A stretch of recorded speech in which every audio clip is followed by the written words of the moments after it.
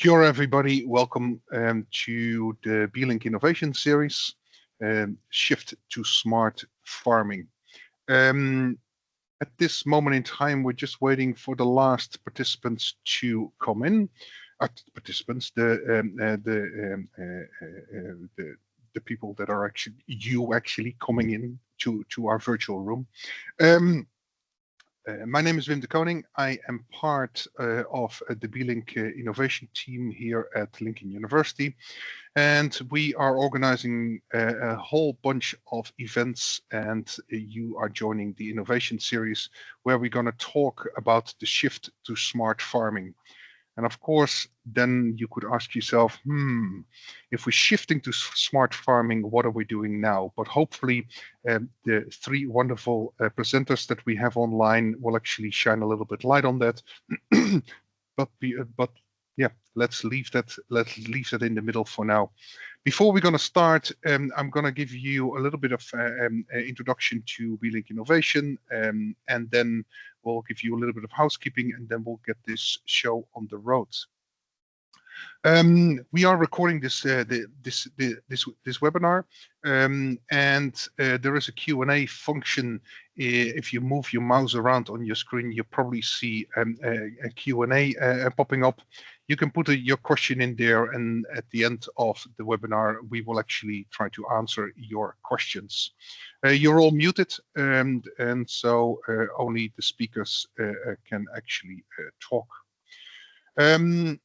This webinar is brought to you by B-Link Innovation. We are a full business unit of Lincoln University, the land-based specialist university here in New Zealand. And what we actually do, we actually try to connect people. And we do that very much through events like this one, in the hope that people will actually start to discover each other and recognize each other, so that we can actually start to collaborate. Because we absolutely are convinced that if people start to collaborate, that share that passion, that innovation automatically takes place. But without any further ado, let's start with the first speaker of the day. And I'll introduce Roger. Roger is the sustainability director. Yes, the sustainability director of Plant and Food Research here in New Zealand. And it's actually quite nice because Roger and myself, we meet each other in various occasions, but it's actually really good to invite him and actually talk about smart farming. I'll stop sharing my screen, Roger, and the floor is all yours.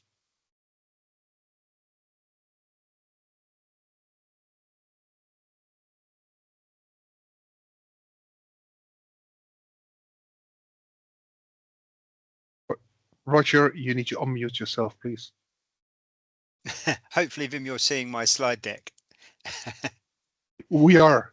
Perfectly. Excellent. Thank you very much for that introduction, Tēnā koutou katoa. Really pleased to be on this call and looking forward to hearing what Brendan and Andrew have to say and the questions. So I do hope there'll be lots of questions. So yes, I'm Roger Robson-Williams, and I thought we couldn't kick off a webinar this morning without reflecting on the big news for Aotearoa today. You know, it's all over the media. If you haven't caught up on this, shame on you. The South Islanders finally won New Zealand's Best Pie Award, which is excellent news, and it happens to be a Rangiora bakery, so it's quite local to me. But I just love the fact that on Radio New Zealand this morning on their website, juxtaposed, we have two news items, and these were under the Olympic gold news. First of all, new CO2 record set, and secondly, South Island finally wins the Pie Award. And both of those pieces of information are kind of pertinent to our conversation today, because the subject is a shift to smart farming, but we're talking about food, we're talking about people, and obviously one of the big challenges we're facing in terms of producing food for the global population is climate change. So that CO2 news is really big news as well. So the origins of this particular webinar and the title Shift to Smart Farming are in a report that B-Link Innovation commissioned a wee while ago. And I had a little look at this mega trend, the shift to smart farming that was identified in this report, because I just wanted to understand a little bit more where B-Link might be coming from. And it begged the question to me, a shift to what? And the report specifically talks about vertical farming as a mega trend, and it's certainly something that we are hearing a lot about. I think cellular agriculture, the fermentation of proteins, is something that you could put in a similar camp. And I would argue that both of those approaches, in some ways, are kind of de-farming food. They're taking food production in some ways off the land. At least they're a very radical kind of system change from what we do at the moment. But obviously, another aspect of smart farming is the use of sensing technology, automation, AI, data processing power to farm more precisely on the kind of conventional farms and orchards and vineyards that we're already familiar with. So I think the shift to what could cover both of those, and I'm kind of hoping that Brendan and Andrew will in particular be talking a bit more about the kind of precision ag side of things. But anyway, we'll see. I'll leave that to them. It also begs the question, and Vim has already alluded to this, a shift from what? And I'm firmly of the opinion that farming has always required smartness to do it well. People using their deep knowledge of the land that they are farming, the crops, the livestock, the weather, bringing all of that together. And there are great examples from indigenous cultures as well as from more Euro-Western perspective. So I think to talk about a shift to smart farming, we need to acknowledge that to do farming well, it has always required a high degree of smartness. So if that's the case, why are we talking about a shift to smart farming right now? And I think for me anyway, there are two really important dimensions to this. Firstly is a massive expansion in the smarts that might be available to apply to farming. So here I'm thinking, I've already alluded to some of these things, artificial intelligence, connectivity, automation, and so on. So there are lots and lots of options, and more than there have ever been in human history.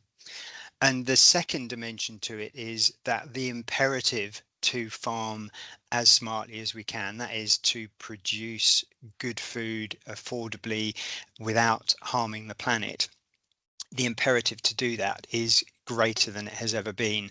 And I'll talk more about that in a minute. So that's, for me, why we're talking about a shift to smart farming today. So in terms of that imperative, if you like, the risk side of the equation, if the availability of new technology is the opportunity, the risk we're facing is the polycrisis. And I think this diagram of the planetary boundaries, which I'm sure many of you will be familiar with, is a really good summary of the predicament that humanity finds itself in at the beginning of the 21st century. So just to be briefly recap, the planetary boundaries are kind of internationally regarded as a reasonable way of representing the key life supporting systems of our planet. And I won't name them all, but climate change, biosphere integrity, land system change, freshwater. There are 9 of them. And at the last comprehensive assessment of how we are tracking in relation to operating within the safe limits of each of those Earth systems, we are overshooting, transgressing 6 of the 9. And some of those overshoots are really significant. And there's a question as to whether in some instances we might have already passed irreversible tipping points. And one of the important points, I guess, to make here is that we talk a lot about climate change, rightly so. It's a major concern, but we are facing as a species on the planet a much greater range of biosphere instability issues than simply those related to climate, although of course they are all interconnected. So that's the planetary boundaries, and we are in a bit of a pickle. Fine, that's the global picture, that's the global situation. What about New Zealand? What about Aotearoa New Zealand? So on the left here, we have the front cover of a report that was produced in late 2020, which was an attempt to take those planetary boundaries and that planetary boundary concept and say, what does that mean for New Zealand? If we think about our place in the world, the size of our population, the size of our economy, and so on and so forth, what contribution are we making to those planetary boundaries? Are we overshooting, if you like, pro rata related to our size? And that report found that for climate change, in relation to the size of our population, the number of us that there are, we were making a 6.5 times greater contribution to climate change than we should be. It also looked at biogeochemical flows, so it looked at nitrogen and phosphorus. And again, for those, we were making a disproportionately large contribution to planetary boundary overshoot in relation to the size of our population. It actually looked at 5 of the planetary boundaries which were amenable to that kind of downscaling, but those are kind of 3 highlights from that. So the planetary boundaries are a real thing, and something that we need to be paying attention to as a nation. And then the image on the right-hand side is a report that came out more recently by the Ministry for the Environment here and Stats NZ. And this is, rather than taking that kind of Earth systems science kind of big picture approach, this is literally going out, gumboots, sampling, looking around Aotearoa and saying, what's going on in our environment? And I'm afraid the picture again is not pretty. So when you look at that kind of more micro scale rather than the macro scale, the report was identifying things that we would all, I'm sure, be familiar with, but loss of native forest and indigenous species, a rise in problematic invasive species, erosion and degradation of soil, contamination of water with nutrients and microbes, acidification of the marine environment, the accumulation of plastic pollution, and so on. So I know this is a little bit heavy for like 9:15 on a Monday morning, but we just really do need to acknowledge that pretty well, whatever scale and whatever indicators you want to look at in relation to the impact of human activity on the planet, they're all heading more or less in the wrong direction. And I think it is important also to make the point that often, we hear talk about being in the Anthropocene. So this sense that the geological epoch that we're in now is defined by the impact of humanity on the planet, and that's identifiable, if you like, at a geological scale. But in fairness, it's the activities of the advanced economies that is causing many of these problems.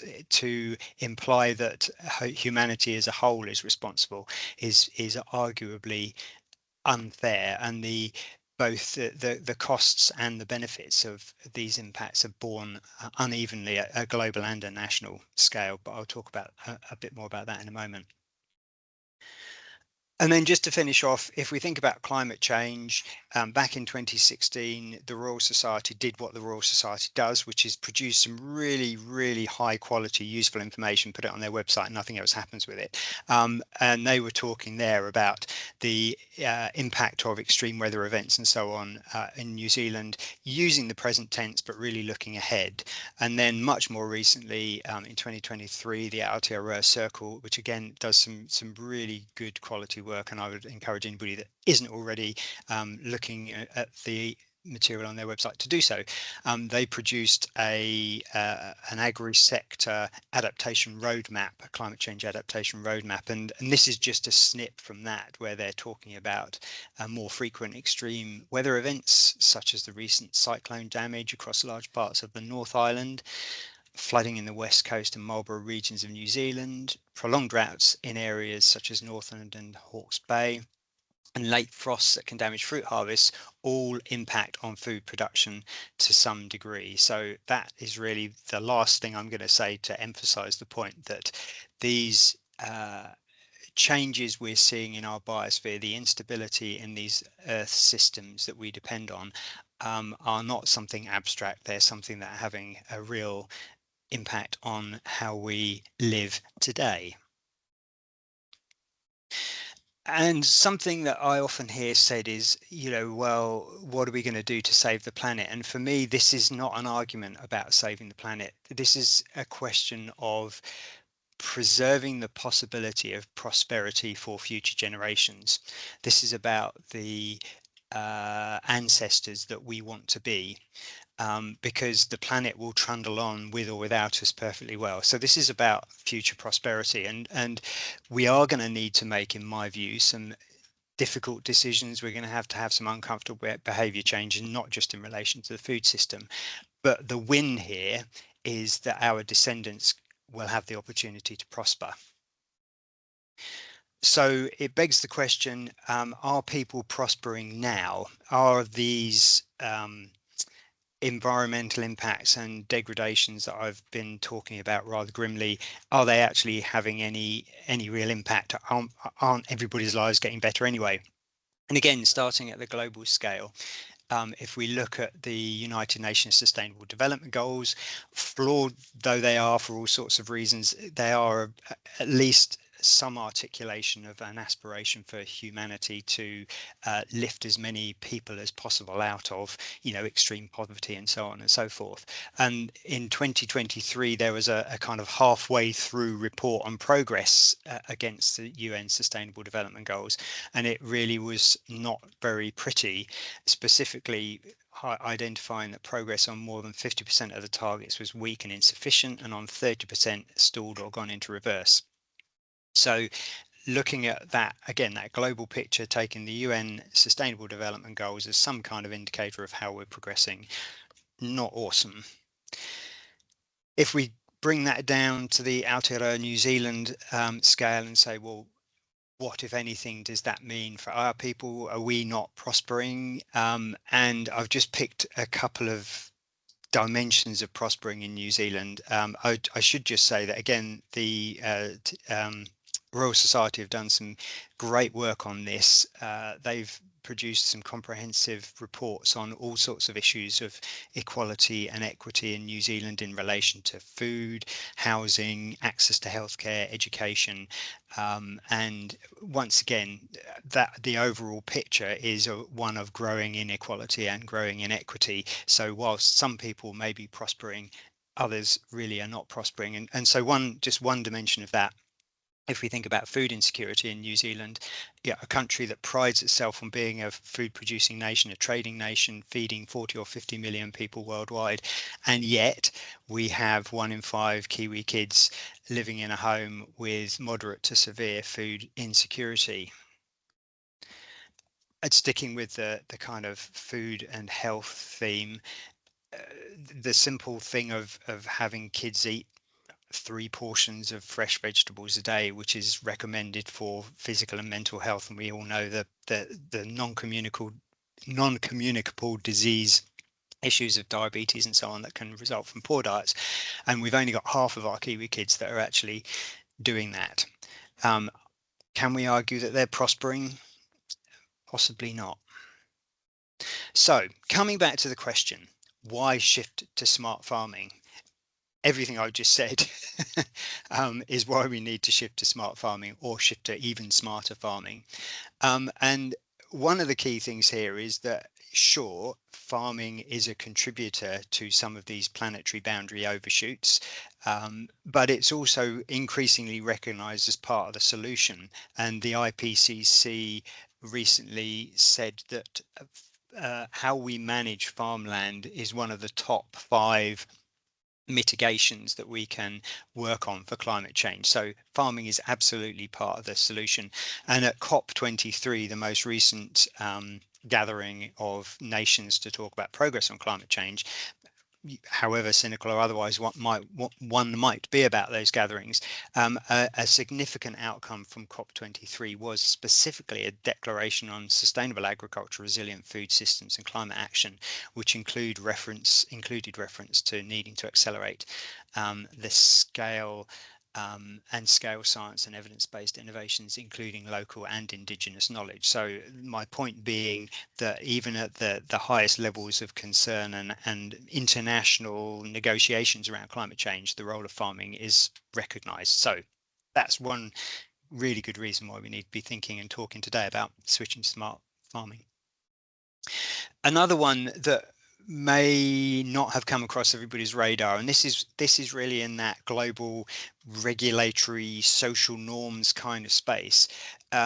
The rights of the child are increasingly being recognized. So this comes back to my point about, prosperity for future generations. And the United Nations have produced specific guidelines for nations, setting out the responsibilities to think about protecting children, and not just from immediate harm, but thinking about inaction or action today that could impact on effectively the rights of future generations to prosper. And just on that, so that's fine, the UN have done that, but if we think Wales back in, I think it was 2015, set up a commission for the rights of unborn children. In Scotland just this July, they've enshrined that UN guidance in law around protecting the rights of future generations. So it's something that's beginning to become more part of, I think, our collective consciousness, and is a great lever to pull in terms of influencing how we approach things like farming. And then the final one on that is just this sense of, we're thinking about climate change and we're trying to figure out how we're going to manage that. We've also got broader nature-based impacts of our economic activity, including food production. How can we support businesses to become nature positive? And just this July, again, the Sustainable Business Council here in Aotearoa produced its first guidelines for businesses on becoming nature positive. And I mentioned that just to it shows part of that momentum that's building behind that broader narrative around how do we balance human needs and protecting our environment for future generations. So one of the last things that I want to say is just, great, let's shift to smarter farming. Looking forward to hearing what Brendan and Andrew have got to say about that. Two potential pitfalls here, and I'm sure, again, everybody's going to be aware of these, but just to put them on the table.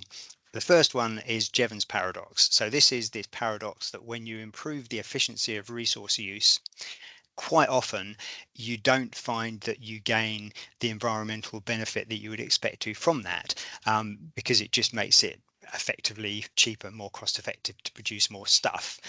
So if you come up with clever ways to increase the efficiency of a system, quite often you need to think about the regulatory framework that's placed in order to make sure you do get all the benefits that you're hoping to accrue from it. And I'd encourage anybody that's not familiar with Jevons paradox to have a little look at that. And then the second pitfall is techno-optimism. And so this is something that I think as a scientist and into the science system can be horribly complicit in, promising solutions, silver bullets. And I absolutely hope that we will continue to innovate as a species and come up with some really clever ways to fix some of the problems that we're facing. But it's a really risky prospect to kind of bet the house on coming up with some big wins in that space. We absolutely need to stack and use every technological innovation we've got and celebrate those, but not rely on as yet unknown, unforeseen, untested ones to bail us out. And that's a potential problem when we talk about a shift to smart farming.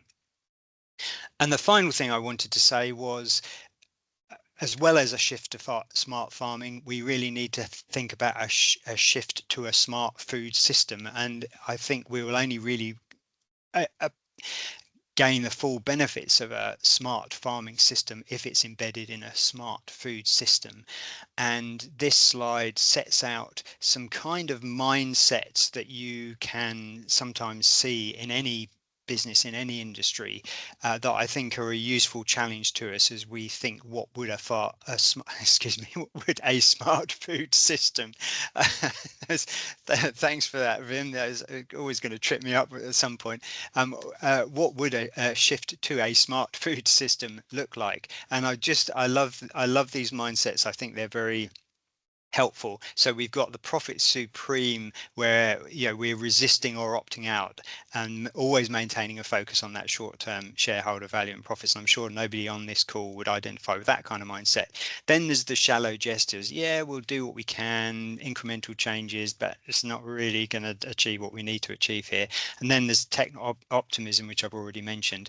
And the last one, this idea of courage to transform. And this is where we really deliberately align the purpose of business to delivering the overall goals that we need, which is enabling a prosperous future for our descendants. And that's an easy thing to say, a very difficult thing to achieve, but a much, much deeper leverage point for change than simply focusing on the absolutely necessary but insufficient efficiency gains. And so with that, I will finish my slide deck, stop sharing, and thank you for your attention. Thank you so much, Roger, and for this new perspective and on smarter farming. The cool thing about these innovation series here at Lincoln University is that we give different perspectives on the same topic. So if you already have questions, please put them in the Q&A, and we will actually will try to answer them, or the panel will actually try to answer that at the end of this webinar. In the meantime, I'm going to introduce Brendan. Brendan is the Chief Executive Officer of Agritech New Zealand, and he will bring his perspective on the shift to smarter farming into the future. Brendan and myself, we have this thing in common that, well, he is the real deal. I was a little bit adopted by his former people, the Irish. And so, yeah, Brendan, we're looking forward to your perspective on the shift to smart farming. Over to you.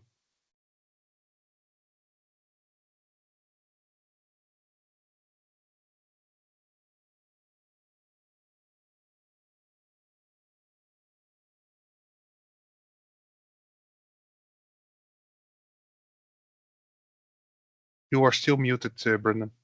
Okay. Yeah, I apologize for that. I'm juggling between screens to get presentations ready and turn myself off mute at the same time. Sorry for that. Thank you, Vim, and thank you to the B-Link team for creating this opportunity. I'll share my screen again very shortly. And thank you to Roger for such a provocative start and contextualization of the real why when we look at, what productive farm systems are really going to look like. Now, can I check, is my screen currently sharing? Yes, it is. Perfect. Great, thank you. Yeah, here we are talking about technology, and the technology guy has to check in on the technology. Similar to Roger, I was also sort of really fascinated by the language that we use when we talk about a shift to smart farming. When we think, obviously, that's implying change. That's adding in this word smart, which in some ways has been, I think, some of the first time that I started hearing smart farming as a term was when people realized that the term sort of precision agriculture wasn't wide enough in terms of what it was really encompassing. Whilst precision farming was obviously focused on precision and putting the right things in the right place at the right time, smart farming ended up being a concept that was being introduced to represent a more holistic view. So I'm looking forward to sort of exploring that a little bit and bringing some ideas around what I think smart farming and what smart decisions mean, the role of technology in that, but also the context for that technology. Just by way of quick introduction, as Vim mentioned, I'm Brendan O'Connell, Chief Executive of Agritech New Zealand. We are a membership association that looks at connecting and promoting and advancing agri-tech in New Zealand and from New Zealand, and looking at the impact that New Zealand can have both in its own productive practice through innovations and technologies, as well as the role that we can have globally. And I think Roger's context brings that to a head for many reasons around why that would be important. Roger and I have spent some time together previously. I've been on his podcast, which I highly recommend you go and search out, not just our one. There's far greater quality ones that Roger has also done. And so we've been able to share some thoughts previously, and we've had discussions around this role of this techno-optimism. I would be a self-declared techno-optimist. And yet I feel conflicted, and when you sort of look at how life is inevitably complicated and contradictory, and the future is going to remain equally complicated and contradictory, I've gone back to some of my own Celtic traditions with the Triskel symbol in the middle here, and just realizing the interdependence and different ways of needing to think about things. The Triskel is often used for anything that's been considered in threes, be that body, mind, and soul, be that heart, mind, head, heart, and spirit, or any other trinity that you may want to put in there. For me, I use this to sort of try and encapsulate where some of my discomfort lies. If I look at the right-hand side of this, I would consider it was where my heart lies, because I am a techno-optimist. I definitely believe that technology has already transformed many things for us on this planet and has all the potential to do so. And I feel that's almost an abundant potential. And I see that not just because of my faith in technology. In fact, it's much more so my faith in the technologists and the people who are creating those technologies. When I look at agri-tech businesses, the thing that has me so engaged with this system and this network and what's happening globally is mostly about the people. It's mostly about the people who really want to use their skills and technology to make a difference in the world, and to do that through our food systems. So I have complete faith in that on the right side of this, which I would consider my heart and where I aspire to.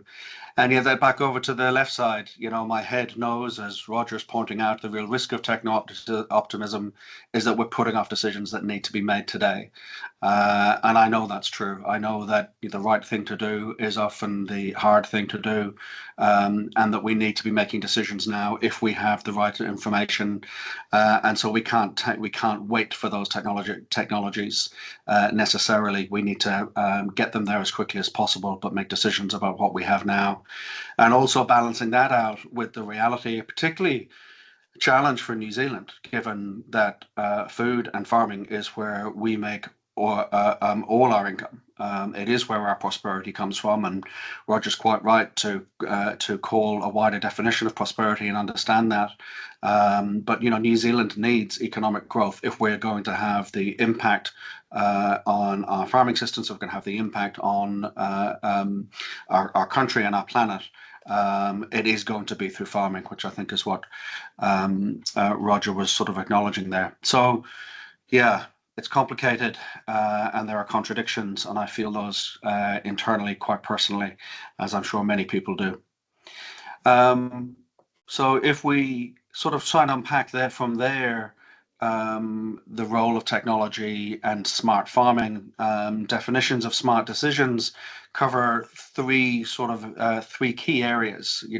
The analysis, so the context and the strategic thinking, and then an ability to adapt. And I look at those as sort of the what, the why, and the how. And in each one, you're really looking to balance, analysis with intuition, foresight, and the type of context that Roger's just brought to us.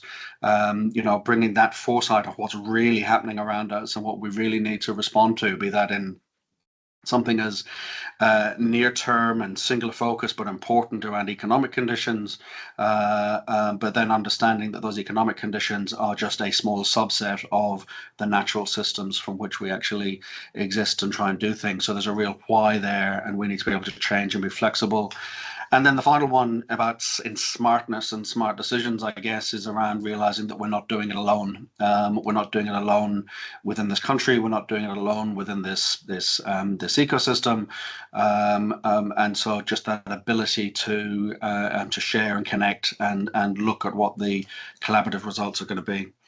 Now, as the tech guy here, I guess I'm definitely going to need to go through, the analysis with intuition piece in this first bit, which is very much around data.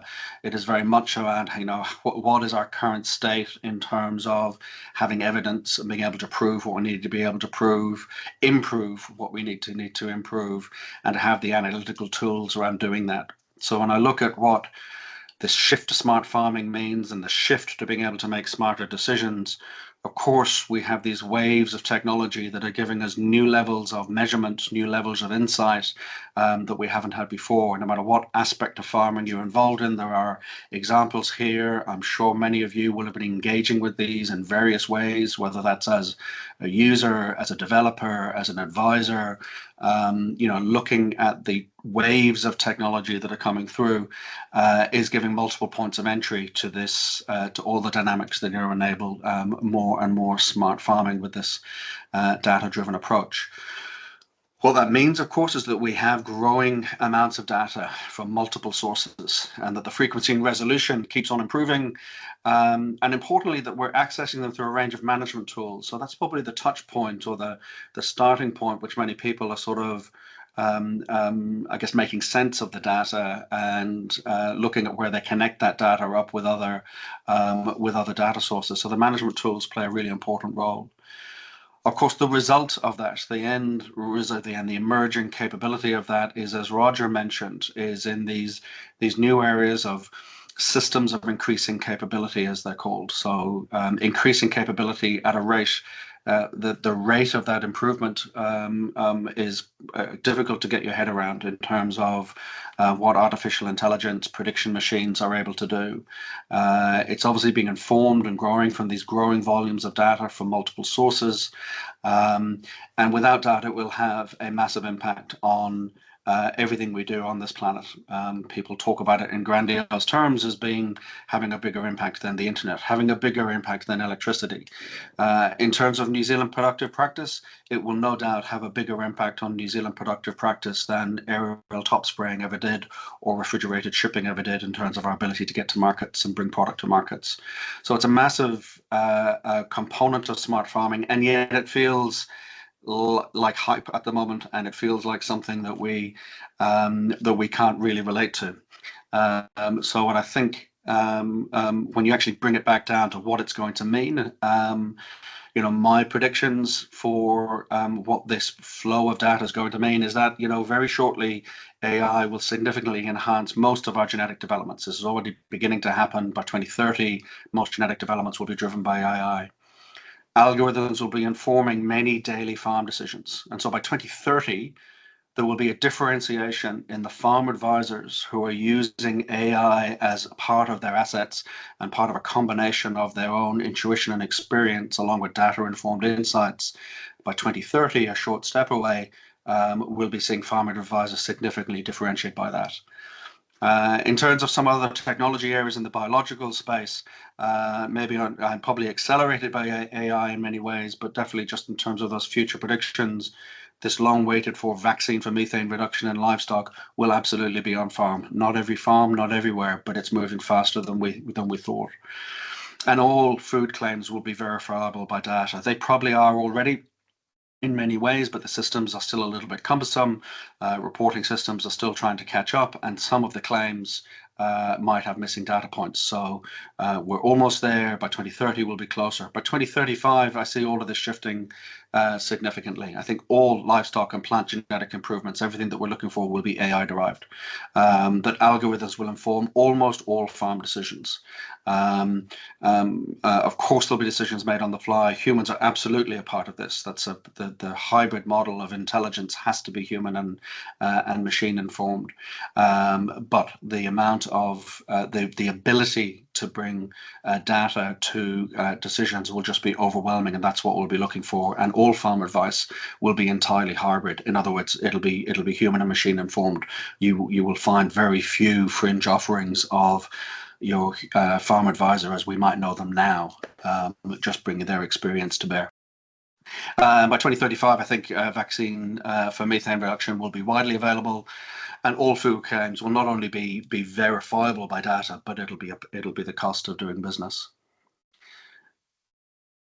So that was sort of my predictions, and in terms of what that sort of an output of that sort of shift to smart farming is going to be.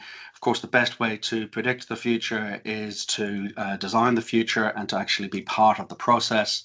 So there's already plenty of ways to engage with what these tools mean, with what new forms of data, new forms of decisions on farm can really mean, and there are multiple reasons for doing it. Be that for all of the things that we're trying to improve or respond to on farm. Mentioning training at the bottom there twice is not actually a typo. I'm just highlighting that there is both the human training and learning that needs to be done, and there's the machine training and what that's going to enable. And so the touch points and the way to engage is through, the companies and the offerings that are already enabling greater levels of insight to what's happening within our farming systems. It is the technology companies that are working with their users. These companies can only be successful when they're actually delivering value on farm. And so only the best will survive, and those would be the ones that are actually helping us move towards smart farming solutions. And so these and all of the other technology companies is the point to engage with when we're looking at how do we improve this ability to have analysis with intuition and to be data driven. The second point in that sort of definition of smart decisions, again, I sort of lean back to Roger's introduction here. I call out that smart decisions will always be around strategic alignment. So of course, that's what an individual farm or an individual technology business or an advisory business, they'll have their own internal goals around what they're trying to achieve, what the mission of that organization might be. But all of that will need to be in the context of the wider risk management piece. And I think Roger has covered that really well in terms of the planetary challenge, or as he would quite rightly say, it's not a planetary challenge, it's a human prosperity challenge. The planet's going to be fine. It'll be here long after we are, potentially. But it's the human experience that we enable through our use of the resources. And that's the sort of the higher level risk management. I also went through some of those reports that Roger referred to in terms of the BCG reports, and came across comments like this, which is sort of true. There's obviously been lots of discussions here in Aotearoa, New Zealand, around regulations, which ones have been done well, which ones have been done badly, what do we unpack and put into the garbage can, and what do we do going forward. The reality is probably that even though there's some really good work done by our regulators at the moment, and I think MPI are doing some excellent work in terms of how they are engaging with industry and looking at using tools that are being used on farm on a regular basis to be part of the reporting, the greenhouse gas reporting and other things in the future. I think there's some great work being done by the actual regulator. They're probably working in a policy void at the moment because we're still putting off decisions that need to be made while we're sort of reforming policies and a government change. I think that's a big risk. But it actually doesn't matter, because what we see happening is that markets are moving much faster than regulators are everywhere. And that's not a New Zealand comment. I've heard that from farming groups in Ireland who make exactly the same comment, that markets move faster than regulators anyway. So and we see that with corporate sustainability reporting requirements now, that's what's driving a lot of the new data requirements off farm, the scope 3 requirements that the corporates who are customers of New Zealand food are requiring. That's what's really driving the need for data and those proof points, that radical transparency, because they need it in their systems. They're being regulated towards that themselves. And they know that they want to target the consumers or the shareholders of their businesses first and foremost, and then ultimately the consumers. But it's definitely driven by the corporates much more so than necessarily by the regulations. So again, that's just context for where we need foresight and why smart farming is. Why smart decisions need to be made in farming. It's not all, we can't do things isolated on farm. We're part of these networks and systems. And I think I love this image of New Zealand. And by the way, Vim, I definitely haven't forgotten my previous homeland. I'm just blessed with being able to have two homelands, and they're both completely surrounded by water, which is a very unique thing on this planet. You know, that we are countries that get identified literally by our water boundaries and not much else. Ignoring briefly some of Ireland's history. But I love this sort of stack of numbers, and these are numbers that in the strategy for New Zealand food systems we've heard mentioned many times before. We have a population of 5 million. We have the potential to feed fully 40 million people, acknowledging that we're not doing that even in our home country, as Roger mentions. The strategic line that has been well used, introduced by Ian Proudfoot and the KPMG team, and is a very important one, is that we're really looking for value, not volume. We're trying to hit 5% of the 5% of the diet of 800 million people globally, and that's the economic potential and the impact potential for our food. Of course, we're living on a planet with 10 billion people, and there is only one planet. So again, all of these contexts, sort of put into mind what are we trying to do? That we've got the relatively straight line economic growth of let's get more value from our food and get 5% of the diet of those 800 million people, but that in itself is insufficient when you think of what's happening globally and what role New Zealand can have. And again, I highlight where I see this image about how unique New Zealand is. Its biggest strengths that I don't think we've yet to realize is how isolated it is, and yet how self-contained it is, and how complete it is in terms of all of the systems and resources we have here, and the fact that we might be small and off the edge of this globe compared to other people. That means that people look to us in a way that they don't look at other countries who are surrounded by land masses and they're side by side and have massive populations and struggle to differentiate themselves in many ways. We are naturally differentiated because we stand out, and so our role in terms of how we do food and how we use technology to do that and how it is far beyond just the food that we produce. It's the way that we produce it and the values that we imbue as we do that. I think that's massively important for New Zealand. And so finally, in definitions of smart decisions, there's that third one of the how, and the fact that we're not doing it alone. We need to look at where we can be informed by expertise, how we can continue learning, how we can do what we've always done, which is to adapt and to look at new ways of doing things. Again, I go back to this image and I just call out how much is happening here in terms of this isolated remote landmass that is so well contained in terms of the breadth of farming systems that we have, the breadth of climatic conditions that we have, and then the breadth of people that we've got and all the different organizations that are working in related areas. And again, I'm sort of scared of staying on this slide for too long because I know that people are going to start seeing missing logos here. What I'm trying to highlight is the diversity of organizations. In here you have research organizations, you have technology organizations, you have cooperative groups, you have levy groups and farm advisory, you have investment groups, you have advisors, you have a whole wealth of our community that are working together to solve many of those problems. I think that is a massive strength for New Zealand, that we have this diversity of organizations that are collaborating and have the potential to collaborate even more as we really look at solving these problems. So I think that's where we will be really smart when we start understanding more and more where these interdependencies are and how collectively these entities from New Zealand have an impact in the global economy and the future of this of human life on this planet. Final thoughts, and you can decide yourself how smart they are. So I'm a techno-optimist, if I'm going to take Roger's label, but I'm uncomfortable with putting necessary decisions off. And I think that tension should always exist. I do believe that technology will have the answers, many of the answers that we need. But if we rely on the current ways of adoption and the sort of the normal channels of making something available, making sure there's a value proposition, which is fundamental, and sure that's delivering value.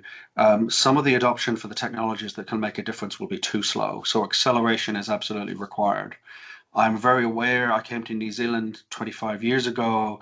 It's over 40 years ago, I guess, now that sort of the subsidies were removed and we ended up in this free market scenario. It has created the strength that in that previous slide, all of the advisory services, all of the research, all of the professional farming organizations and everything. It is the strength of New Zealand that's got us here without doubt. But what got us here is not going to get us there. And I think some of the challenges that we've got are going to need a level of acceleration that need to move faster than pure economic market demands. We need to look at how we can take the full cost of what's happening within our systems, the environmental services that need to be done through our farming practices, and we need to change that model in New Zealand. We need to look at doing things very differently in terms of how the rate at which we take on technology and the rate at which we really embrace what a shift to smart farming means. And I have no idea what time it is, but that's me. Thank you for your time. Thank you so much, Brendan. And I will share my screen again. If you can stop sharing, Brendan.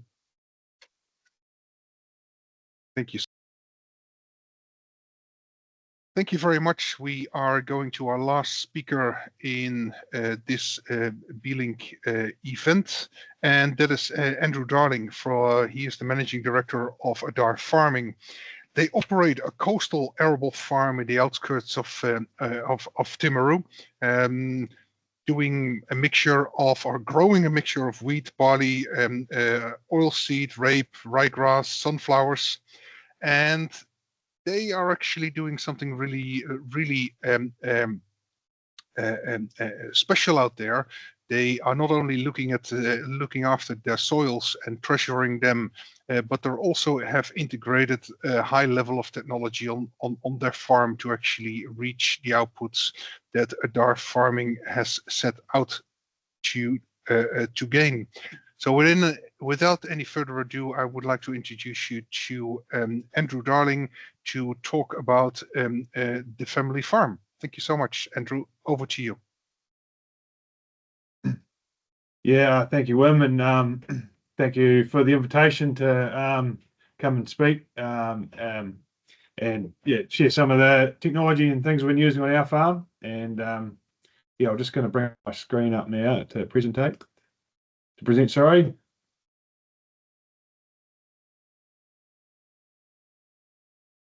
seconds. Is that going there, Wim? Perfect. Looks absolutely wonderful. Awesome. Nice cool. view. Yeah, so that's a coastal farm, but yeah, just thank you to Brendan Rogers as well.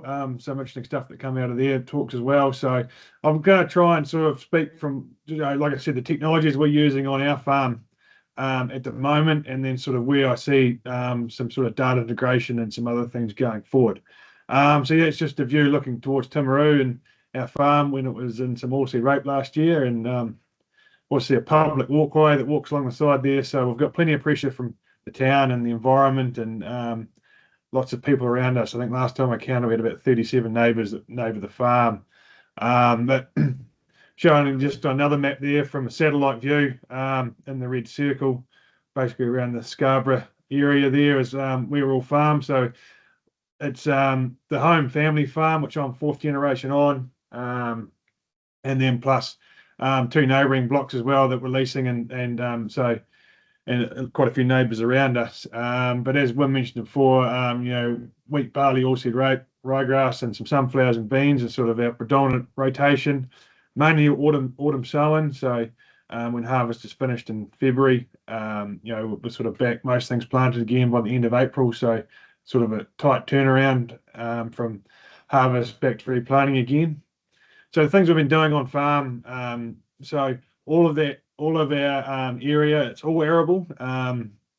There's no livestock anymore. We haven't had any livestock since probably 2010. And since 2013, every hectare of the ground is grid sampled. So every 1 hectare has its own soil test, and then we variably apply our potassium, phosphate, and pH according to those. We've had yield maps been recorded since 2011, and we're using that data to overlay some of this soil test and other things we've been doing.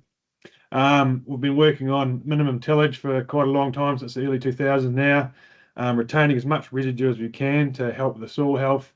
And we haven't done any residue burning either, just because you can probably see how close we're located to town, and we're split in half by State Highway 1 as well, so it makes it a bit difficult to sort of use that tool. But we're having good soil gains by being able to do that. And also we've just worked into rotational no-till now as well. So we're quite rolling topography. And because of being the ex-stock farm, the soil fertility is quite variable from where all the old stock camps and things were, and a lot of fences have been taken out now. So I'll show in the next couple of slides about how I've been trying to address some of that. And then sort of last 3 years, since 2021, we've also been variably applying a nitrogen as well, which we'll dive into. So just probably explanation of sort of where I've sort of come from as well. So when I left school back in 2006, sorry, there wasn't enough room on the farm then for myself to come home and help my dad Warren out. So he was quite insistent I go and do a trade or something along those lines. So I was a diesel mechanic for John Deere. Then I spent a couple of years working on the integrated solution side, so working on the data management and auto steering machinery. So even though we don't have any John Deere tractors, we're using all the John Deere auto steer and data management on all our gear. So we might not have the newest tractor, but we've got the latest technology where we can and running on all our machinery. So everything's auto steered. We're not full controlled traffic on farm, but we're all our tram lines that the sprayer and the fertilizer spreader run on, they're saved year on year, and we're using those same lines. So trying to keep as much compaction as we can in one line. So like I said, not only is it using the John Deere GPS system, but also all our machinery that goes behind the tractors have isobus technology, so we can use variable rate for our seeding and spreading, and even the big drill that's behind the big versatile tractor in the top left there. In the last 12 months, I've just converted all that over to isobus as well, so we can use some of the variable rate technology on that drill, even though it's 15 years old. It's just we can utilise things on older machinery, and the technology can be moved, even though some of the iron is a bit older. On this slide here, just showing some of our soil tests that have been done, what I mentioned before about some of the grid sampling. So on the left-hand side, it sort of shows the pH test that was done. This is probably not the paddock was probably actually quite happy with the soil test basically in it, but we're trying to get all our zones up above 6.2 pH. So on the left-hand corner, we've got some quite high pH there in 6.8 and above, and through the middle it's a bit lower and needs a bit of a lift. So on the right-hand side is then the application map that's built from that. So you can see it's quite an area. 42% of the paddock is 0, so we don't deploy any ag lime on there, and we can put that into some of the other zones that need a lift. And the average applied is still 1 tonne to the hectare, so still well within sort of what we would have budgeted to apply ag lime for the year, but we're just putting that lime into the correct areas sort of basically try and even out the farm. And this was done, I think it was 2023 test.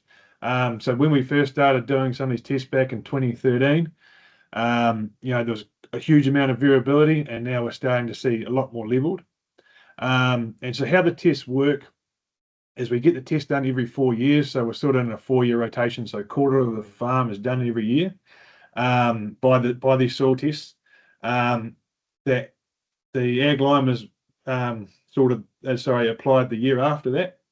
And then in our next slide here, our phosphate and potassium is so we use that soil test for a rolling 4 years, and then the amount of potassium and phosphate applied is then used from the soil test versus what's going to be removed. So in this paddock, it's the same paddock H, I call it. So some of those levels are a bit lower because the removal from this is for oilseed rape is a wee bit lower than, let's say, if it was something like ryegrass or something along those lines where we are baling a wee bit of straw and being removed. So there'll be a wee bit more potassium and other things go on.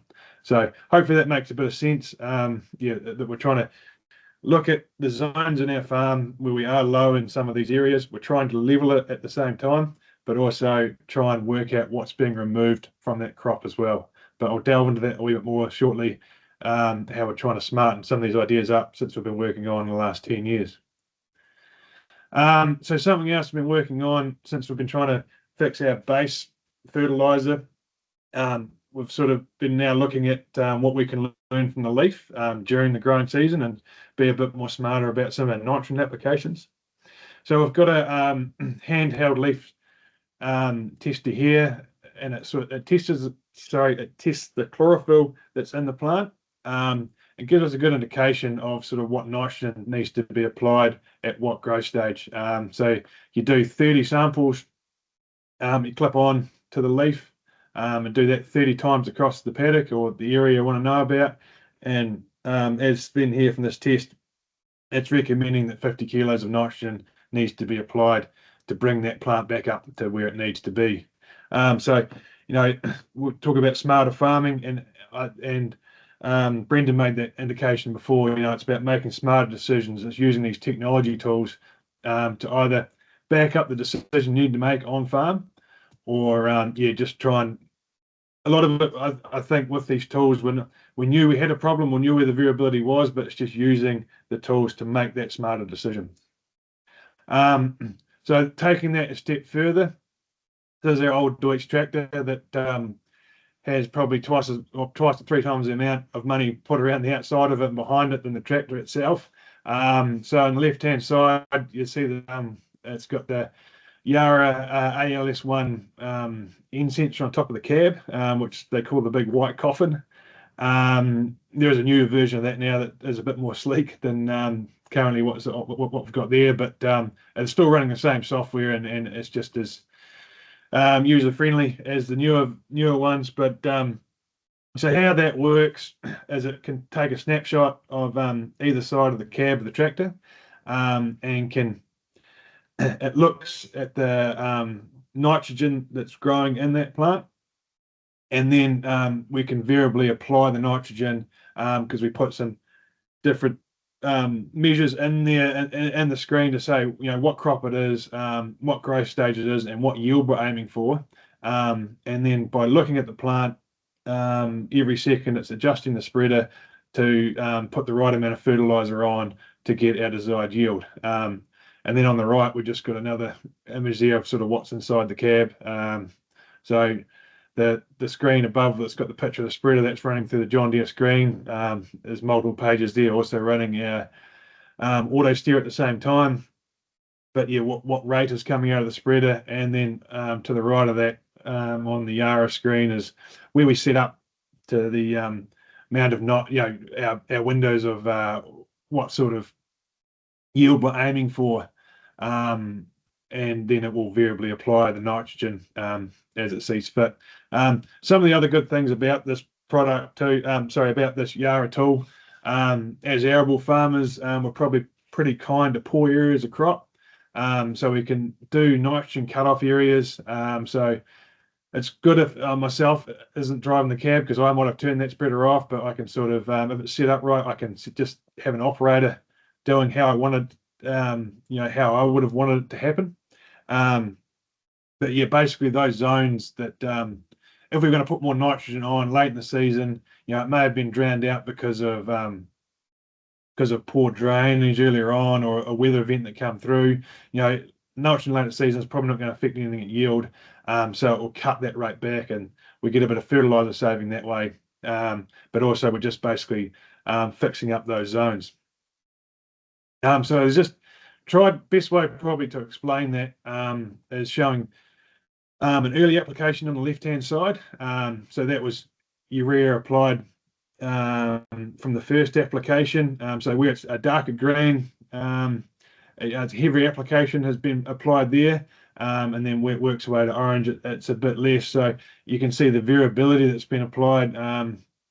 So that I wanted to target that paddock sort of around 160 kilos urea when put it on. So that's more or less exactly what happened. So we're not saving much. We're not saving as much in typically with this product. We're just putting it where it's required. Because when you look at the image on the right, that's our third application. So there was one in the middle that looked very similar to the left, but by the time we come back to the third application, we sort of evened all of our area out. It basically everything went on at basically more or less a flat rate, because the tool had done its job and got a much more even yield. And there's a couple of areas of even zero where no nitrogen was needed, around some headland areas that are quite strong. So we're building on this mapping that we are doing. This year we've worked our way into variable rate seeding as well. So not only are we doing our PK and N and pH, now we're working on our seeding maps as well. So how we've built that, we've used Data Baler in the UK. They've taken an NDVI image and then an aspect map, and weighted it a bit less on NDVI and more to aspect, and then they've created a map to the right, which has given us our different zones to work in. It is a rolling paddock, so yeah, our establishment's a bit more difficult where we've got a bit more south and sunny facing. So from the variable map, and that once we've created the zones, and when you do create those zones, there's multiple ways you can do it, and you can put as many layers as you like in there. In some different areas on some more stonier country, they may use the likes of some EM maps, or soil maps, or anything else. There's multiple ways that we can build these maps, or we can use yield maps. It was just the best map we've found from this year was using the early establishment NDVI and the aspect map. So once we made that zone, we then created a seeding rate map. So we've variable rated the seeding from 80 kilos per hectare up to 100 kilos. So basically all that sort of south facing was a bit heavier, and where the zone sort of didn't establish as well. And until some of those stronger areas, we just reduced the rate down. This is the first year we've done it. We've done it. As far as cost of using this, we've got all these data sets here. All our drills are isobus ready, so the capability is there. So not a huge cost for me to go and make some of these maps. But I haven't. Not sure yet, sorry, until we do some harvest time to work out, the return of whether worthwhile or not. But it's just as simple as loading them into the cab on a USB stick and going to plant, and the seeder does it all itself. So very easy to use. But yeah, the jury's out for myself yet to whether it's had any improvement on farm. But I've got 5 different packs this year that I've trialed that in. So that's sort of what we have been doing on farm. Probably a couple of things I didn't actually mention too, like the silos in the background there. They've all got temperature probes in there that automatically update on my phone, along with soil moisture probes. So, we've got all these other data sets that are around the farm that are coming in as well. The more I stop and think about, the realise sort of how much technology we are using on farm. But sort of where do I see with sort of our next gains as far as technology is concerned? The first one, because we've got so many data sets now that are coming off, the likes of the N sensor, and we're putting it on variably. We can use some of these nitrogen efficiency maps. Ignore the bit of data that's here. I'm sort of in the infancy of learning a bit of this. But as far as a regulatory point of view is concerned, I can see a big gain here because we know exactly what nitrogen is put on every square meter of the farm. We know we can overlay that with the yield maps that come off, and then we can look at our zones of how efficient we have been. So yeah, basically utilizing all the nitrogen that has been applied. And sort of building on that too, this is another one that I've been playing with online, and sort of looking at productivity areas of the farm. This has just been used from some satellite imagery and some soil brightness maps and some elevation data to build this one. But there's multiple layers that we can start to add together and look at production zones. And some other firms are calling it sort of like that production per pixel, because we know what all our variables, we're recording all that, we can overlay them all together. We know what our yield is, we know what our flat rate costs are, and we can start looking at parts of our farm. And if we're getting too many red areas coming up, that aren't profitable, multiple years, we're not making any money. Maybe we need to look into those areas. Why is that happening? Is there a bit of drainage? Is there something else that's not quite right in there? Or is it to the point where we need to start looking at land use change for that area? There's no point losing money on that ground every year. Maybe it's putting into some riparian planting. Maybe it's something else coming through. And then just some other things we've sort of been working on in the future as well, and been trialing here. On sort of the middle right there, in front of that John Deere Gator, it's a soil optics probe, gamma ray, that can look at the isotopes coming up through the ground. So it's a non-intrusive soil testing, and basically we tried it on farm. Unfortunately, the algorithms they're using at the moment aren't quite working with the soils in New Zealand. But it's just, we can, from those earlier soil tests we were looking at before, if we can get it to work from one pass with one of these machines and then some selective soil tests afterwards and some zones, we can get a multiple layer of all sorts of soil tests right down to our not only our macros that we're currently doing, but all our micronutrients as well. And just be a lot more prescriptive in some of our areas instead of just working in 1 hectare zones. Also, in the centre there, we've been working on sort of benchmarking with some other with the Yen Nutrition. So that's Yield Enhancement Network. We've done some stuff with some New Zealand growers here this year through Foundation Arable Research. But just looking at what we'll be removing from from our grain, and really dialing into some of those micronutrients as well, and seeing where our shortfalls are, and being a lot more prescriptive of what we're being removed on farm, so we can overlay another map of not only what's in our soil, we know what we removed, we know where we applied, and basically ensuring that we're getting most efficiency out of all of our products being applied. To the right there as well, I've just got some of the soil food web results. It's just another way of looking at some of the soils on our farm. So just looking at fungi and bacteria growth, and just being a bit more harmonious with some of the how we're looking after our soils and ensuring we're getting some good results. Some other things we looked at is also using a spray drone, as they're becoming more efficient on farm. I sort of went through a case study of sort of running multiple spray drones on our property. Obviously, big positives of being able to spray when wetter soil conditions where you cause large compaction, or when the crops are too high that the ground rig would destroy some crop. I can see some big opportunities for the spray drones. But one of the biggest holdbacks at the moment is actually having chemical registered to be aerially applied. So there's still a couple of workarounds there that's not quite efficient enough for us to use. But where I can see the big advantage is being able to use a a scouting drone to go out first and identify areas that need to be sprayed, and then be really selective of where we need, and then spot spray with the spray drone afterwards, especially with some of our resistant ryegrasses and other things we are seeing through some of our arable rotations. Being able to go identify those areas and then use the expensive chemistry only where it's required.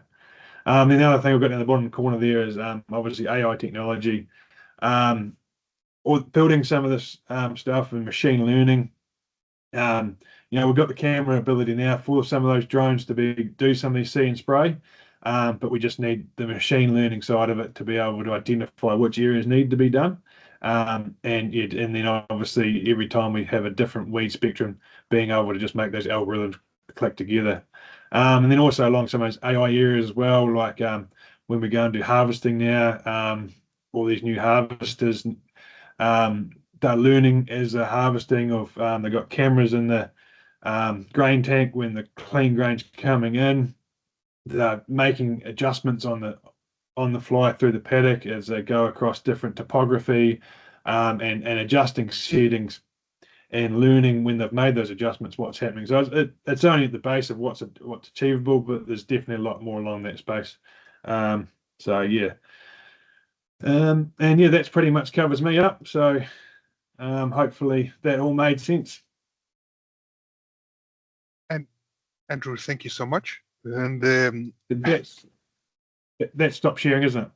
yes, it did. Yeah. Thank you so much. And this was really interesting. I thought that a lot of these things were still science fiction, but you're already using them for already a long time. So that is really, really good. I have a question already for Brendan and for Brendan, I think it is. And let's see if we can actually answer that, Brendan, if you don't mind.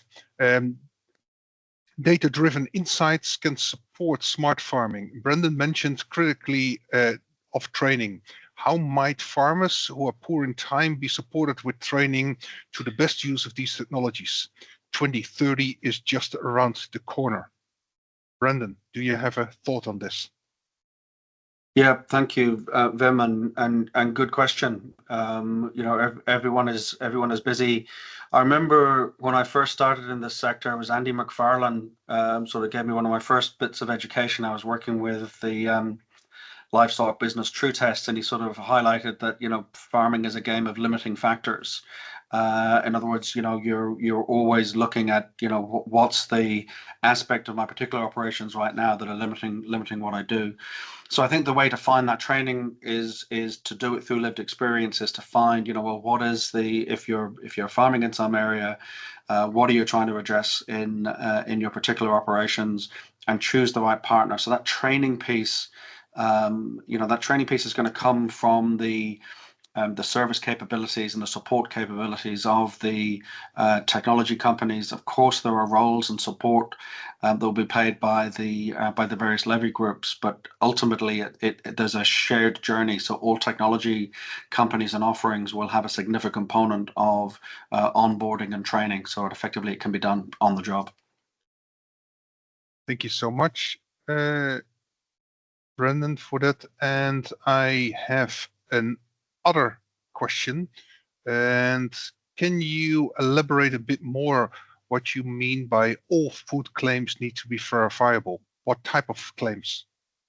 Well, I guess it's anything it's that connection between consumer and the value chain. I think more and more there is going to be higher levels of test on claims that are made around food that is, you see language being hijacked by different food groups at different times, and I think that when people are making market claims, there'll be more and more need to be able to back up those claims. I think when we see more food types being made available, whether it's alternative proteins, whether it's claims that are made by food groups that are coming out of from different farming systems, I think as we live in a more connected society, people are going to expect that those claims are going to be able to be proven, and they can be in many ways now. But I think that's going to happen more and more. That there will be a need to be able to not just make marketing claims, but actually back them up and have the data when needed to show that that's what's required. Ultimately, that's what's being driven by these Scope 3 requirements and the corporate sustainability reporting, that they are seeking greater and greater resolution of if they're from a corporate or from a food product perspective, they're needing to be able to show the link between the claims they're making and the data that will back it up at source on farm within their supply chains. Thank you very much, Brendan, for that. For everybody online, if you have any questions, please pop them into the Q&A chat or into the Q&A button, and we will actually try to answer them. I have a question for you, gents. You actually looked at changing to a smarter food system. I think Roger mentioned that. And we're also talking about it in the context of farming. I think we are very conscious that most farmers are basically trying to run a business, so that they need to look at the return of investment of their current assets. And of course, moving into a new direction, shifting into something that is different or more high tech than they currently are. Where do you think the return of investment will be coming from? Will we as consumers start paying more, or yeah, your thoughts, please. I feel like I'm taking the mic, which is always a risk. So Roger, you feel to jump in as well if you want. But I guess, return on investments. We've done research on technology adoption, and return on investment is obviously and should be a key concern. And it's not, all technologies or new tools should actually have that return on investment. So again, that's where these technology companies are proving themselves, that there are actually with change, with the change of behaviors and change of outcomes that you can get from the use of technology, there is a return on investment. And unfortunately, we didn't get to hear from Andrew, because I know that many of the tools that he'll be talking about will have obviously, when I look at the level of history and investment he's personally been making within his business, he has been investing in technologies with a multi-year strategy. So again, it's something that requires time, that you need to be thinking of, sort of not just a single season, but not 10 seasons either. So I'd be interested to hear Andrew's story, because that's where the real proof is, that these technologies will end up with better outcomes, and there are significant returns on investment in doing it in just pure financial terms. My only final point that I made at the end of my presentation was some of the levels of change that we need may need some other financial models to really accelerate them, because we can't necessarily wait. And this is in the additionality of emissions reduction tools.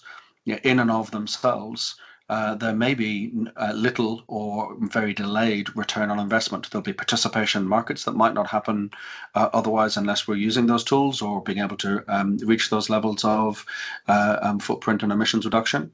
But if we really want to have the impact that's needed, for some of the technologies, many of the technologies need to stack up. And I know there's very few investors out there that will invest in something because it looks like it's a nice thing to do, or it's just going to have a sustainability outcome.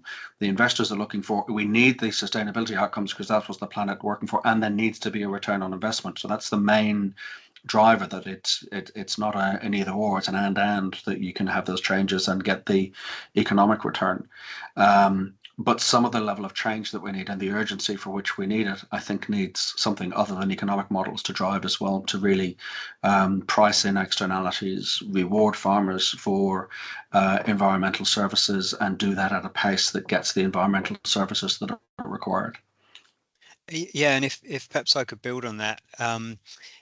there's an initiative, I believe it's a UN initiative called the True Value of Food, which is using a true value accounting approach to try and fully understand the total costs of production and consumption of food. So you can Brendan was alluding there to some of the environmental externalities that are not currently costed in to food production, but there are also the implications of bad food choices on health outcomes and the costs that imposes on society in terms of healthcare and so on.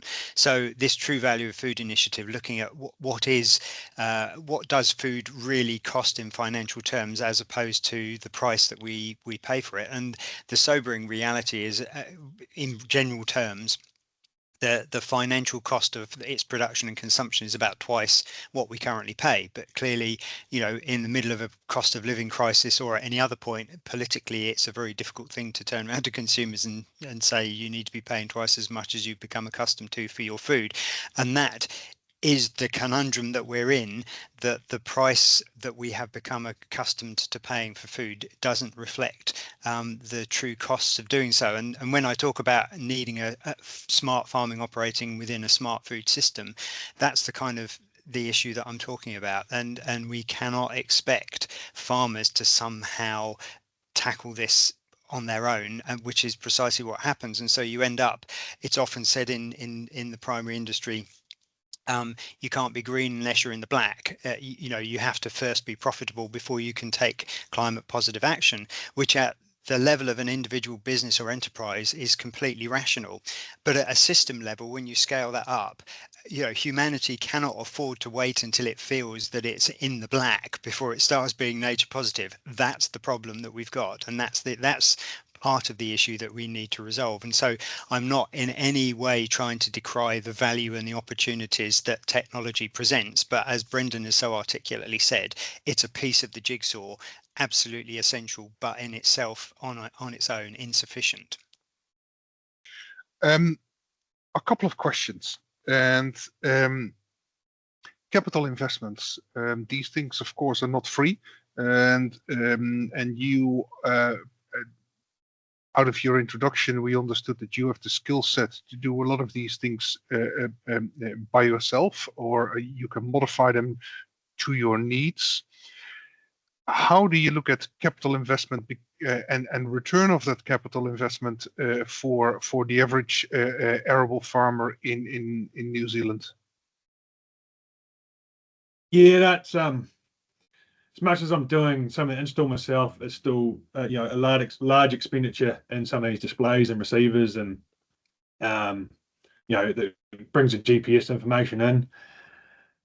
I think the big thing we've done on this farm, right from when Dad wanted to do the first auto steer and some of the machinery, I was like, we can buy a cheaper display now that can do just a simple AB line and steer a tractor straight.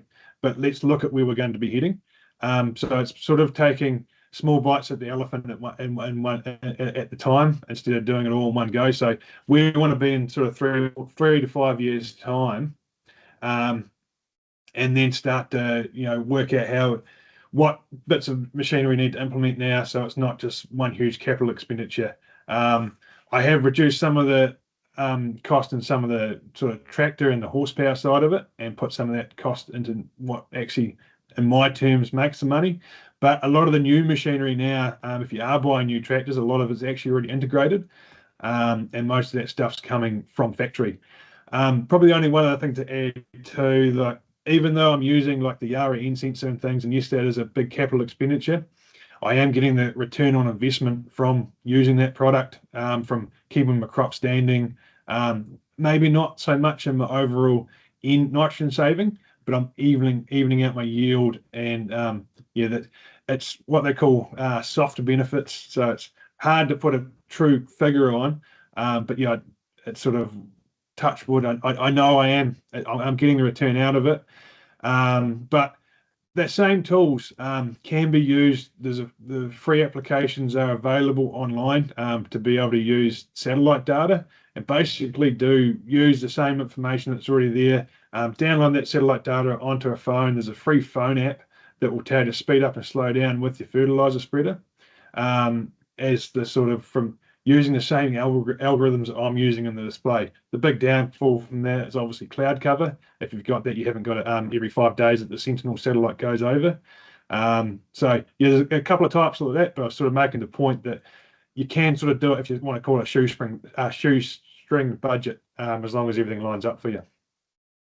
Yeah, thank you for that answer.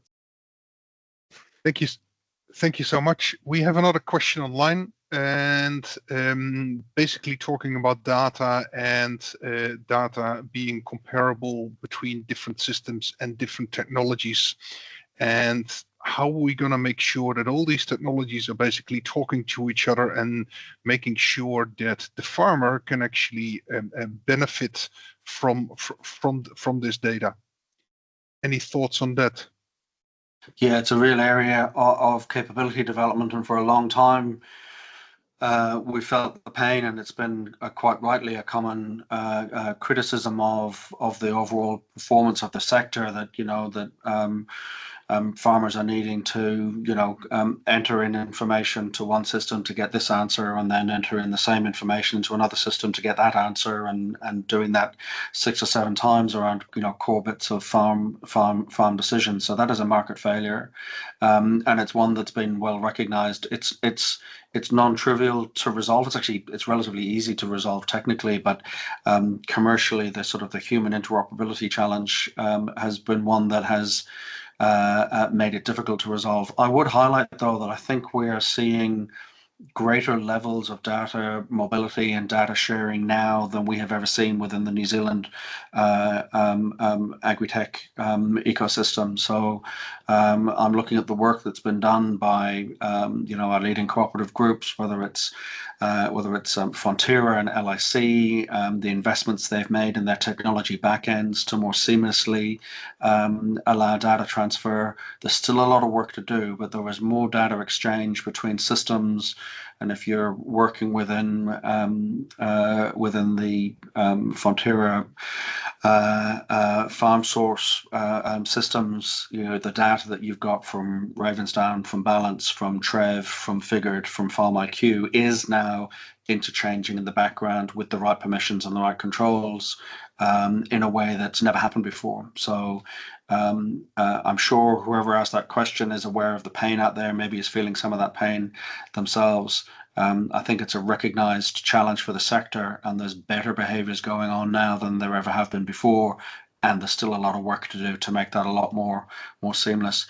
Of course, when that happens, then it's sort of back to that sort of waves of data slide and discussion that I was introducing, in terms of that's actually that data enablement, that data mobility, that that data not just having a single purpose, but being able to find its purpose under the right controls, under the right acknowledgements of ownership of farm data by farmers, but with the right permissions that allows it flows and get used for multiple purposes.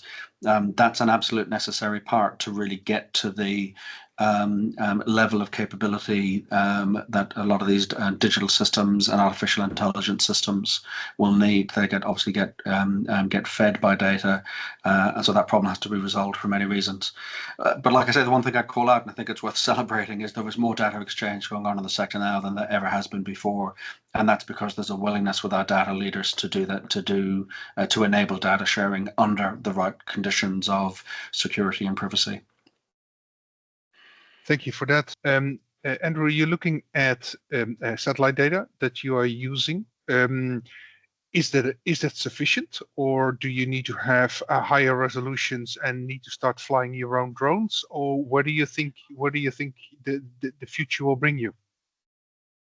Yeah, I think satellite data will help. At the moment, that's how we got started in using our variable N application, was using that, but then typically when our window of nitrogen application was, every time that Sentinel satellite went over, we had cloud cover and no image that we could use.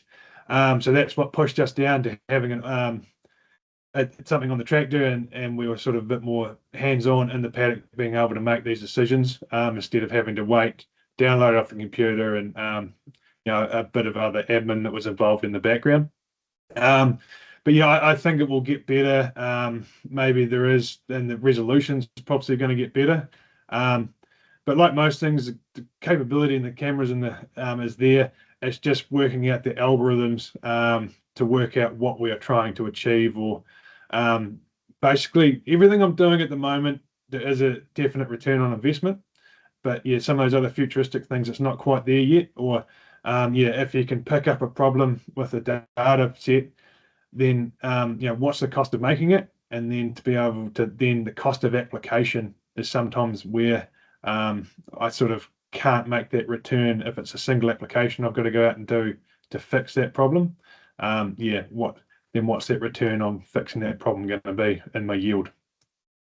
You also talked about data and how you actually use it and the different sources that you get the data from. Do all these systems talk to each other? Was that like switching on the light in the morning when you wake up, or how did that work for you? Yeah, if you asked me 2 years ago, I would have. We were a long way away, but every year we've seemed to get better. It's unfortunate that we're sort of using different data from different set. If everything was, for example, John Deere or this Trimble, it doesn't matter who you're using as your your on-farm technology, but if everything's one color, it does make life a bit easier. But they seem to be playing a bit better together now and using that integration. And there's more and more online tools that are coming on that are now being able to overlay multiple data sets. I remember doing a presentation 2 years ago, and I used to get frustrated because I had to have multiple logins for 6 different websites, and I'd forget the password and all those sorts of problems too. But we are improving. We're definitely not there yet. But yeah, there's just a couple of things that it's still a work on for me at the moment. But I can see sort of light at the end of the tunnel that we are starting to get that sort of data overlay, everything sort of in one place. And yeah, it's improving. It's not there yet though. We have another question, and that is basically looking at some of the human values and the people side of things. You both have said a global and a local science-based scene and the tech scene.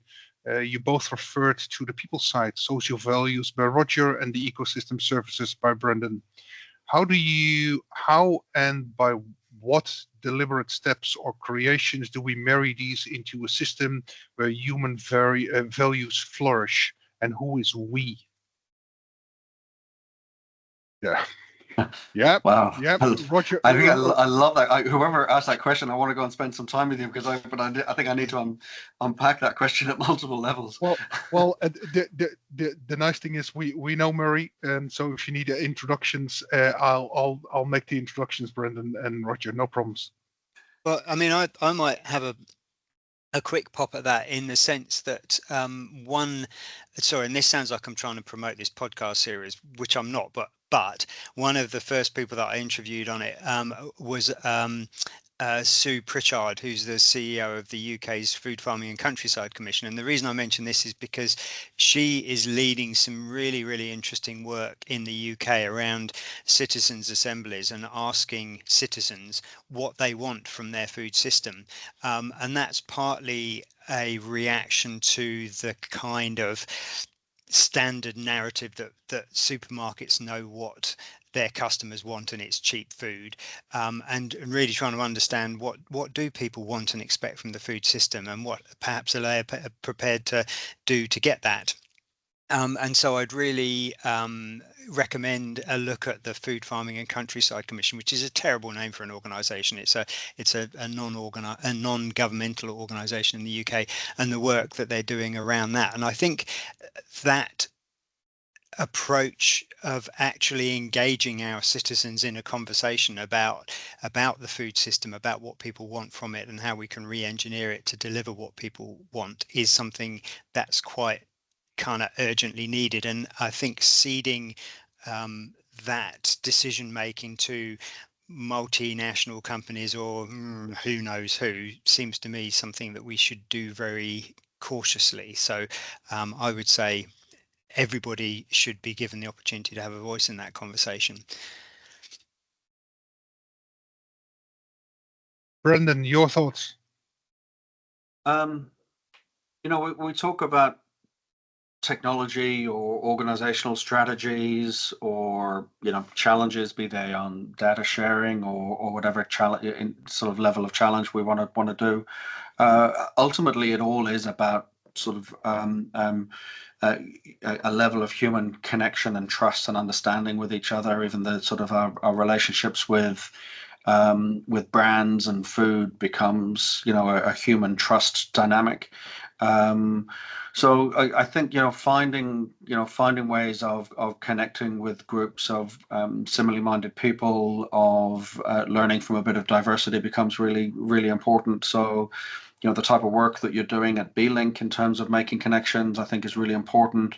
It's definitely something that we aspire to do in terms of creating opportunities for people to come together and understand sort of their shared destinies and their shared values around things, and how the thing that we really value in our community is the sort of the diversity of experience. We're an agri-tech association, so of course that includes the agri-tech businesses, but it's also the feedstock into those businesses being the science and the insights coming from our universities and Crown Research Institutes, the investors. And it's that sort of community collection that ends up having the real power and insight. So it's about finding ways to connect people, and we've definitely been doing work around how some of those connections can be informed by digital tools and others being able to find each other easier, and sharing what those values are. So I don't know if that's speaking to the topic that Marie was thinking, but look forward to catching up with her maybe offline. Hey, another thing that I want to talk to you about, Andrew, is controlled farm traffic. Because everybody talks about soil compaction, but we saw you using this huge tractor, and so yeah, of course, if you bring something heavy on the land, you will definitely get compaction. How does it work for you?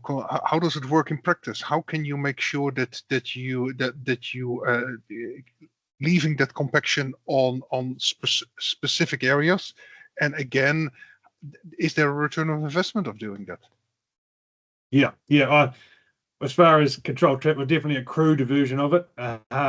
Like we're at the moment with a spray boom being 24 meters, and we spread to that too. So, like the sprayer will go across the field 10 times in a season, and the fertilizer probably 6. So they're always hitting the same wheel marks every year on year. So that's my start of control traffic. They've got their GPS lines that are saved in their machines. At least they're hitting the same lines, and that's where my worst compaction is coming from. And then the return on investment, probably the next step, possibly talking about too, is getting all my combine fronts to line up with whatever my spray boom is, so they are all hitting the same lines. I'm not quite at that stage yet, but yeah, the only other thing we are working on too, yes, that big red versatile tractor is a big tractor, but it's on tracks as well, so the pressure per square foot is a wee bit less. So we're not perfect, but yeah, I think what at the moment where I'm going over the main amount of times and where the worst compaction is, trying to keep them on the same area. So you definitely see a yield difference in the compacted areas versus the lesser compacted areas. Yeah, definitely. If we try and, because the odd paddock we have had to move tram lines because we moved a fence or something silly like that.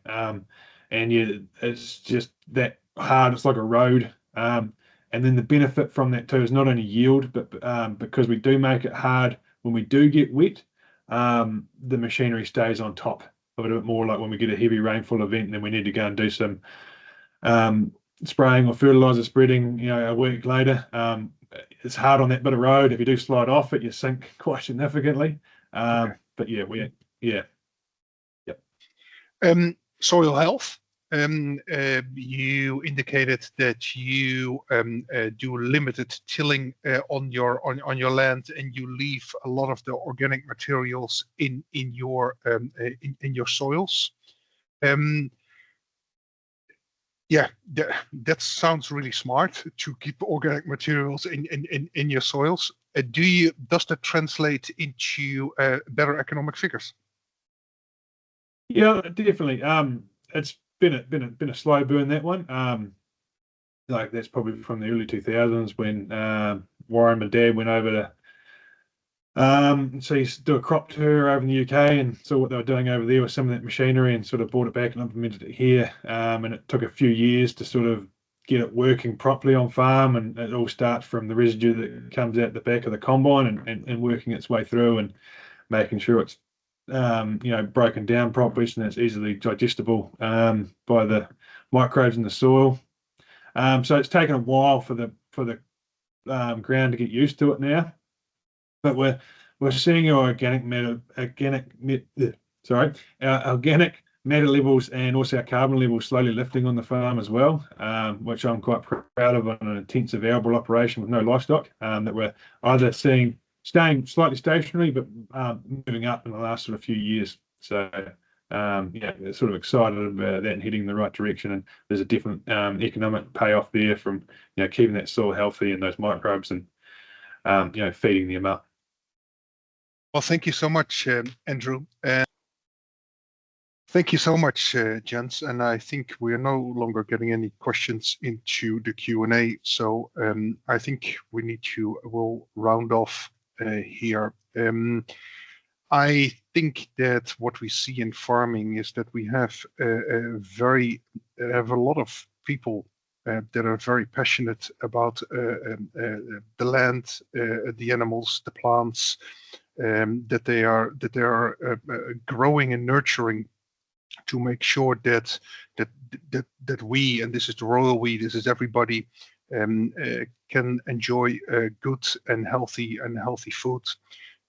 I think I reflected with some of the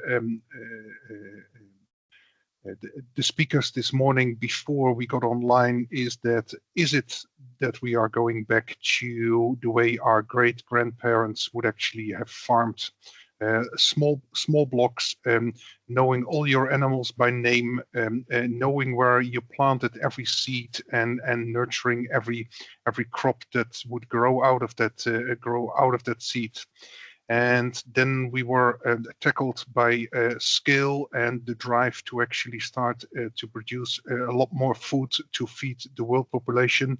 And at the moment we are circling back to that passion for the individual at scale, and we're going to use technology to actually do so. So I think, in all fairness, nothing has changed very much in the perspective of that farmer, because that farmer, he or she is still very much passionate towards the land and the food that they are producing. We're just moving into a new era of gathering the data. I think the dimension that has been added, that was very well articulated by you, Roger, is like we now have bigger problems than our small farms. We have global problems that our farms globally are basically part of the problem, but very clearly part of the solution as well. So I am really looking forward to the future and see how we can actually make this place better. Any final comments from you, Roger, Brendan, before we close off? Oh, just thank you, Vim, for the opportunity to be part of this conversation. It is such a shame that Andrew wasn't able to keep that connection going. I was really looking forward to hearing from him, so I will look out for the full recording. But thank you to you and B-Link for the platform this morning. Here. Thank you so much. And for the people online, we do have some more presentations coming up in the series where we actually promote sustainable agri-food production, and this is part of the Excellence series. We are inviting Lincoln and Envirotown to basically look at sustainable futures and sustainable communities. We're looking at the rise of bioengineering in our next innovation series, which will be in October online. So please do reach out to us, and as promised, we will make sure that Andrew's contribution to this event will be recorded and will be made available to you online. if you have any questions to Andrew based on his recording later, please do send us an email and we will make sure that we will get you an answer some way or another.